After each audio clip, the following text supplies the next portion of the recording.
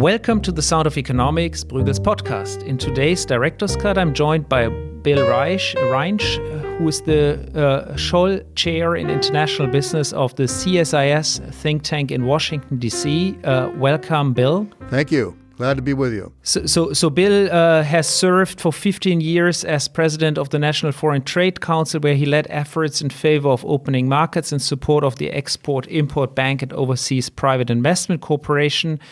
And he also worked from 2001 to 2016 as a member of the U.S.-China Economic Security Review Commission, so very well placed to talk about U.S.-China trade relations.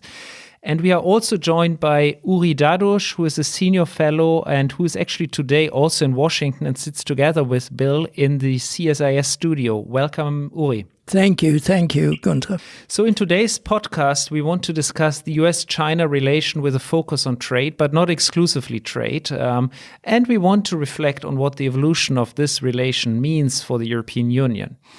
The latest development is, of course, that U.S. President Trump has decided to massively increase and widen the scope of tariffs imposed on imports from China. In fact, President Trump's decision to increase tariffs on $200 billion worth of imports from China from 10 to 25%, and his threat to do the same on the U.S. imports from China, on the remaining U.S. or other U.S. imports from China, it certainly marks a new phase in the deterioration of the international trade relations since his election. And we just hear today that China it has decided to retaliate against that increase in tariffs. Of course, China's renminbi currency suffered its worst drop in one day since August last year, and global equity markets fell. The U.S. is now trying at some level to do damage control. U.S. President Trump's top economic advisor, Kudlow, sought to contain the fallout from the escalation of trade tensions with Beijing. But I don't think that's really the president's view. I mean, he was very active on Twitter, writing Sunday evening on the 12th of May, "We are right where we want to be with China. Remember, they broke the deal with us and tried to renegotiate. We will be taking in tens of billions of US dollars in tariffs from China." End of quote from Twitter. So let's discuss all of this. And I want to turn first to Bill to get really the U.S. perspective on all of this. Bill, let me start with you. What do you think does President Trump want to achieve with his latest, if I can say so, escalation? And do you think he will succeed? Well, he has only one tactic, which is always to push harder, and escalate. He doesn't seem to know any other tactic. I should say there's broad public support in the United States for his diagnosis of the problem. There's broad disagreement about his methods, but most people here believe that he's identified problems with Chinese behavior that are important and serious. And the purpose of the negotiation is to try to persuade the Chinese to change their behavior with respect to theft of intellectual property, forced technology transfers, discrimination against foreign companies operated in China, massive subsidies, and favoritism toward state-owned enterprises. The president himself always talks about reducing the bilateral trade deficit as well. But I think for his advisors, and I think also for him, the most important thing is dealing with what I just listed, which we refer to as sort of the structural issues. The problem he's beginning to understand, I think, is that the Chinese are not going to give him what he wants, because what he has demanded would require them to really change the focus of their economy and make it a much more market-oriented economy than Xi Jinping wants it to be. And because it would reduce the party's control over the society, which for the Communist Party officials in China is the worst thing that you can possibly do. What's been going on is the president's tactic is simply to press harder. This last go-round, last week, the newly increased tariffs, I have to say was not entirely a fantasy on his part. The Chinese did signal that they were pulling back from some commitments that the United States thought they had made. I'm not sure the Chinese thought they'd made them, but the United States certainly thought they made them. And so they found the negotiations unraveling. The president's response was more tariffs, and the Chinese response this morning our time, was also more tariffs. So, we have an agreement that 2 weeks ago, according to the president, was nearly ready, to one that had fallen apart, to one as of last Friday that we were still talking, but not making any progress. So do you think, from a U.S. point of view, there is, of course, all of the concerns on the Chinese economy, on the way they operate, the state-owned enterprises, forced technology transfer. And as you say, there is a pretty bipartisan view in the United States that China needs to change. And one could almost say somewhat naively, this president assumed that China would change, which is, and why do I say somehow naively? Because it would be a huge thing for China to do all the things that the U.S. president wants. So given that background and sort of the apparent feeling on the U.S. side that this is not happening in China, do you think it was the right strategy to move ahead and escalate the trade war? Do you think in the end China will give in? I don't think they'll give in to the extent that we've demanded. I think they can't without imperiling party control. I think they will. I mean, the outlines of an agreement reflected, I thought, a good bit of progress on the trade deficit front. They're willing to buy a lot of stuff, probably more stuff than we make, which will produce an interesting irony. I think they will make some concessions in some areas. They promised President Obama twice they wouldn't steal intellectual property. They certainly can promise Trump once they won't steal intellectual property.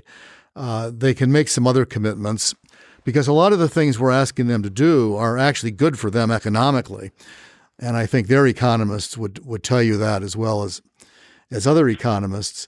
But they won't do everything we want, and the president's going to have to make a decision, which I think is going to cause him some political difficulties here. His decision is either to accept an agreement that falls short of what he wants, or to walk away and continue the tariff war. I think either choice will open the door for the opposition to accuse him of being soft on China if he accepts a weak deal, a poor negotiator, either one. And it'll encourage the Democrats to point out that the actions he's taken has caused a lot of pain to Americans. It may have caused more pain to Chinese, but it certainly caused a lot of pain to Americans, particularly farmers. And what he's been telling our farmers is hang in there, short-term pain, long-term gain. But if he walks away, there's only short-term pain. There's no long-term gain. And I think he creates a political problem for himself down the road if that's the choice he makes.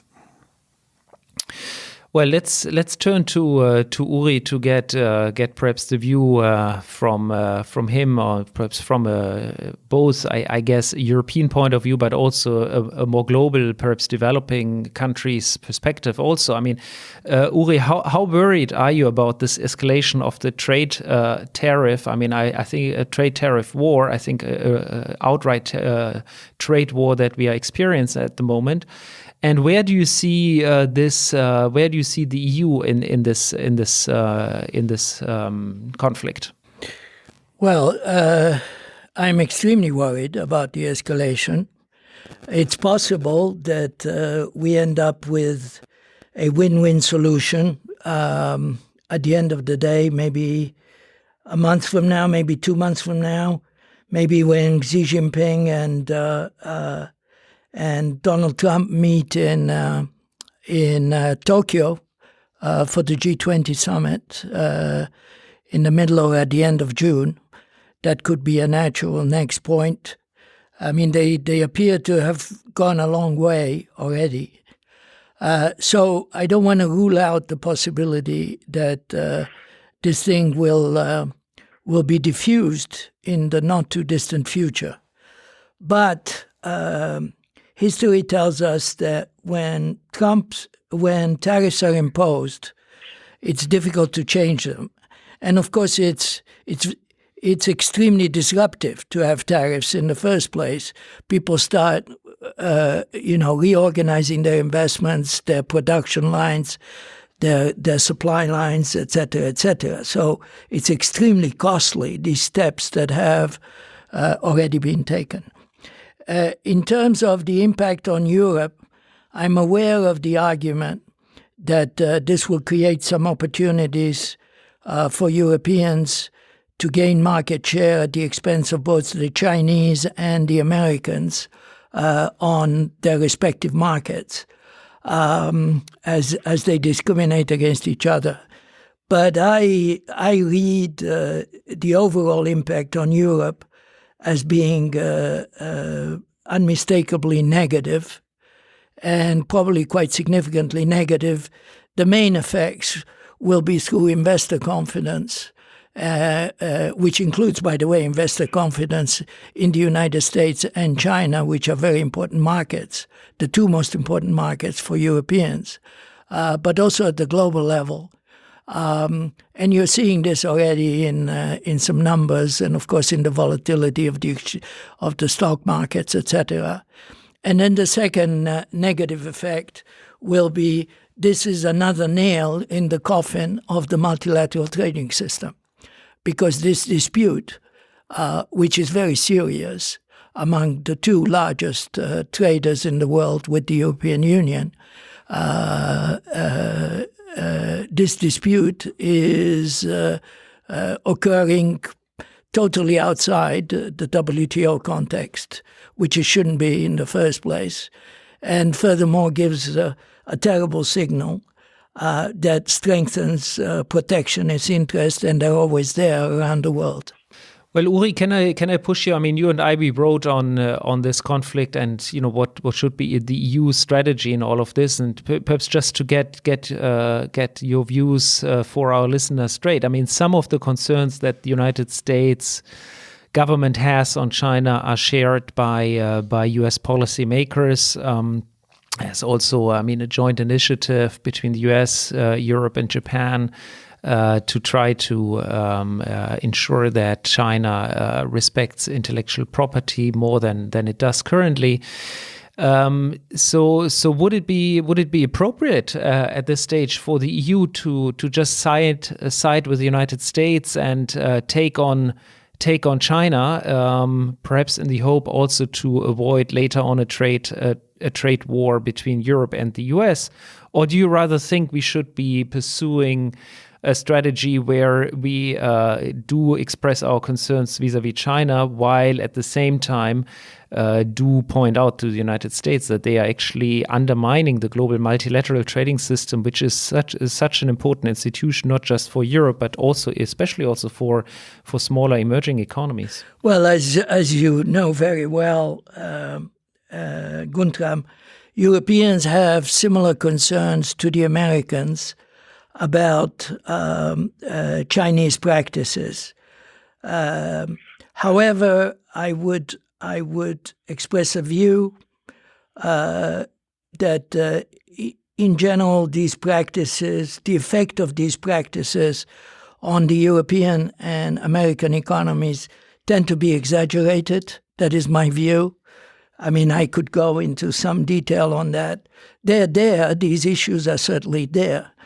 But when you add up, what is the economic impact of these practices on U.S. and European welfare, I'm not convinced that these practices are so damaging that that the game is worth the candle, that it is worth doing, engaging in these extreme measures, which of course are retaliated against. So that's number one. Number two, perhaps on this point, I'm sure there could be a debate between you and Bill, because Bill, I think you mentioned that you are actually thinking that a lot of these practices are quite harmful for U.S. farmers, you mentioned, but the U.S. economy more generally. Can you try to sort of explain to our listener why do you think these practices are so harmful for the U.S. or, for that matter, also for the European economy? And we have a bit of a debate between the two of you on that point. Yes, because I don't entirely agree with you, Uri, on this. First of all, I would say the biggest in this whole thing, probably the biggest mistake President Trump has made is to fail to build coalitions. We have a situation where, as you pointed out, many Europeans agree with us on the problem, as do Japanese, as do Australians, as do New Zealanders, as do many people in Southeast Asia. Not that they'll be very loud about it, but there's widespread agreement that China poses a serious challenge long-term to the trading system. Yet our administration has done nothing to try to enlist all of those people to speak with one voice, which I think has made everything much more complicated.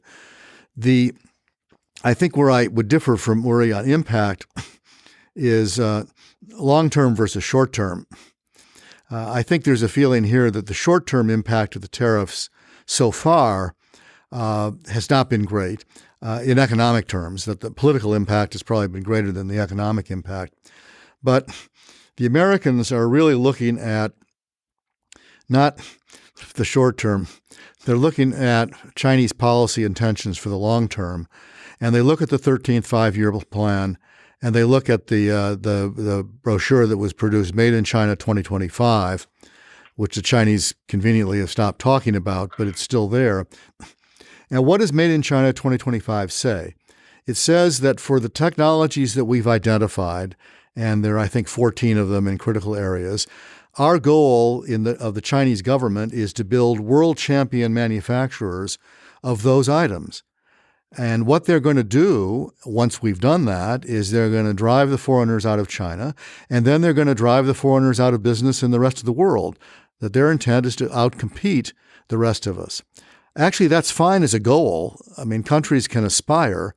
The question for other countries is, there are two questions for other countries. One, is China going to do that by adhering to the rules, or is it going to break the rules, mostly rules about subsidies?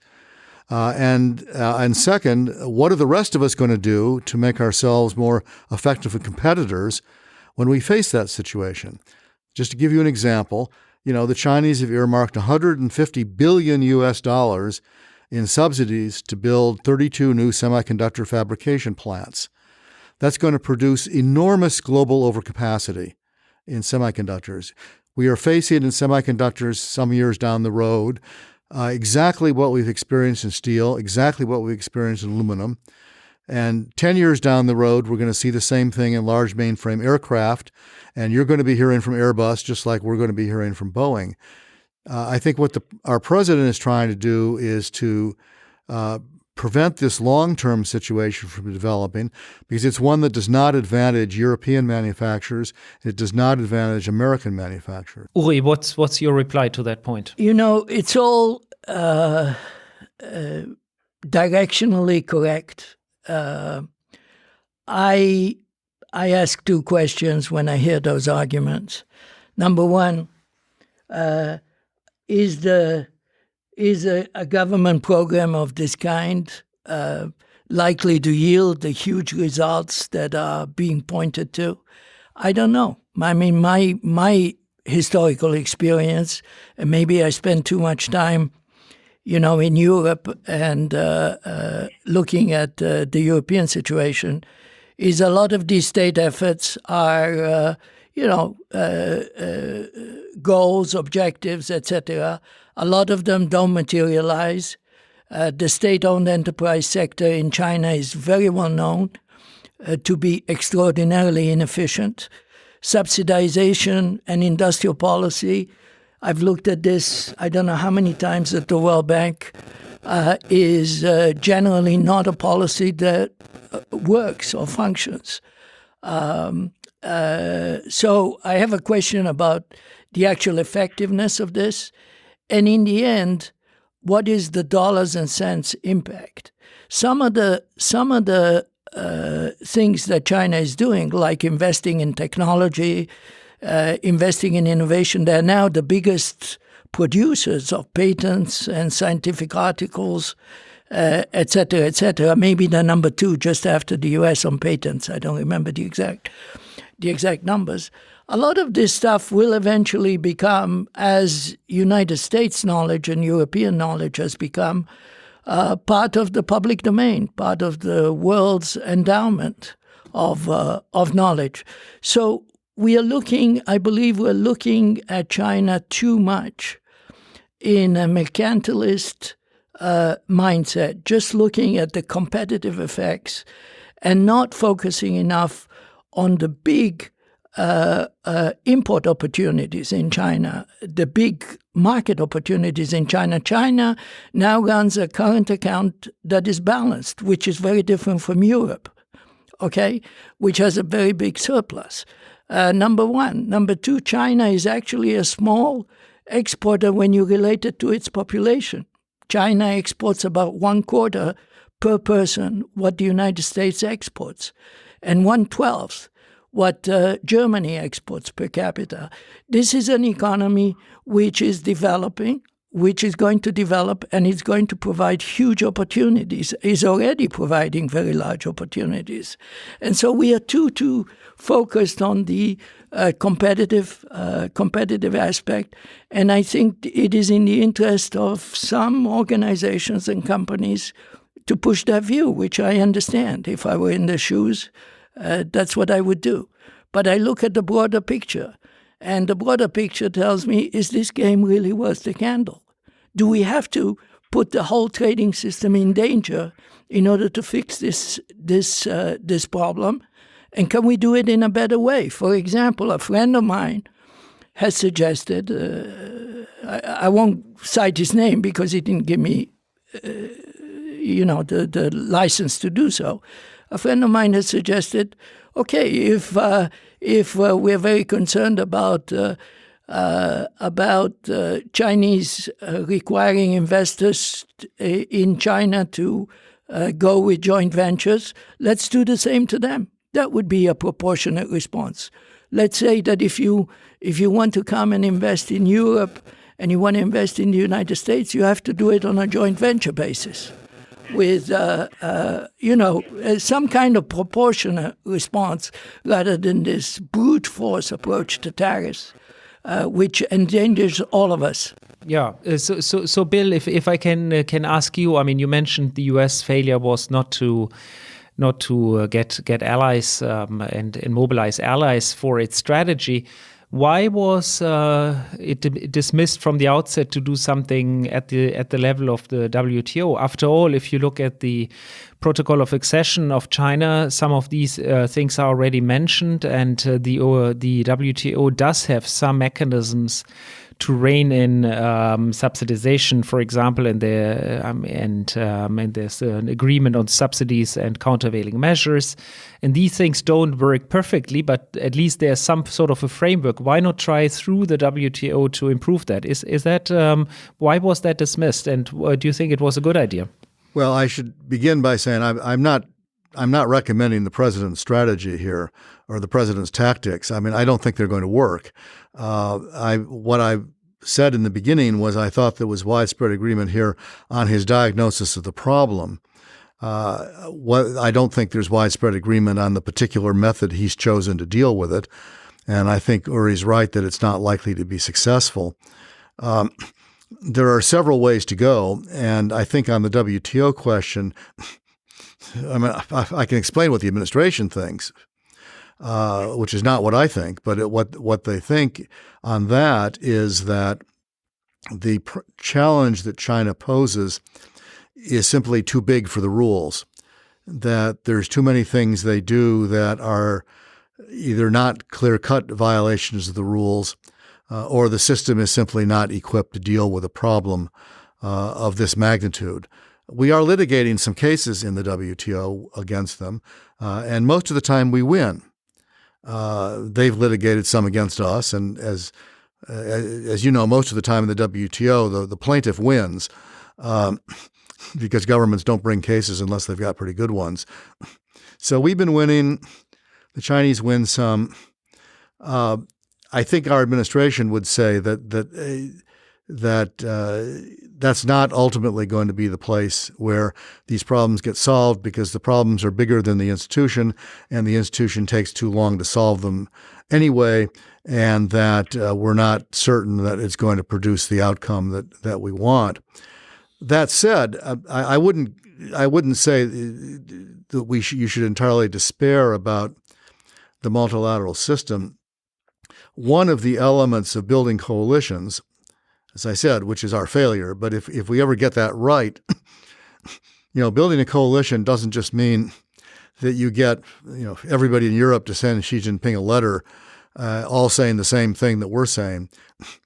Building a coalition really means building institutions, law and rule-based institutions that are based in rule of law and underpin the Western trading system.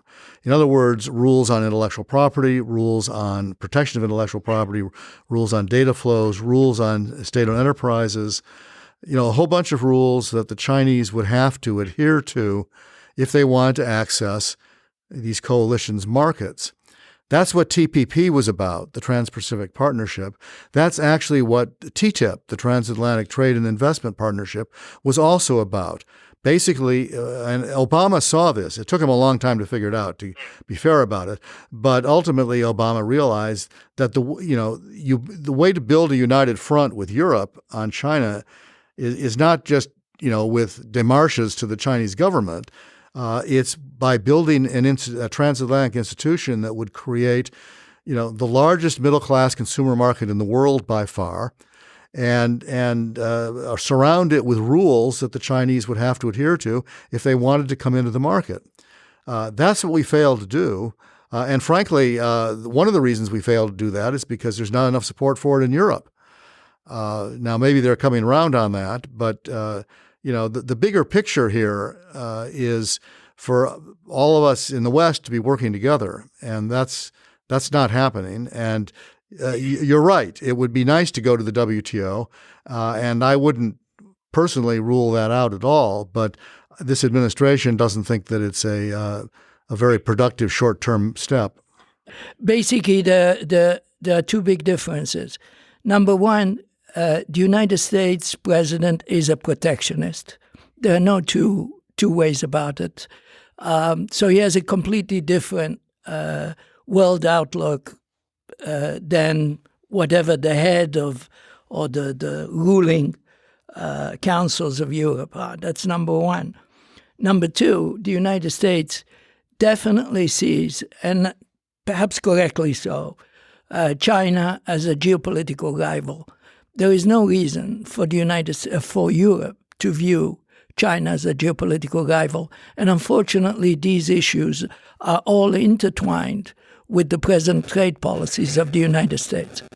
Well, we could go on for another hour, and I was certainly intrigued to talk about also what Bill meant to say that basically it's the West against China, and I think there's certainly a big question mark what the West is nowadays and whether the West is still what it used to be, a strong alliance across the Atlantic. Certainly here in Europe, there's a lot of worry about U.S.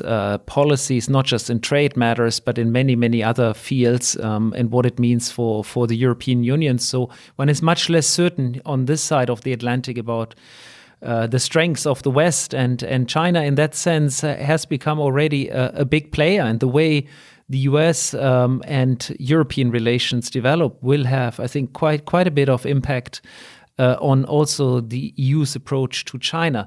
All of this could be discussed, I think, another 1 or 2 hours, but I'm afraid our time is up. So let me thank you, Bill. Let me thank you, Uri, for taking the time. It was great talking to you, and I hope we'll chat another time soon. Thank you very much for joining.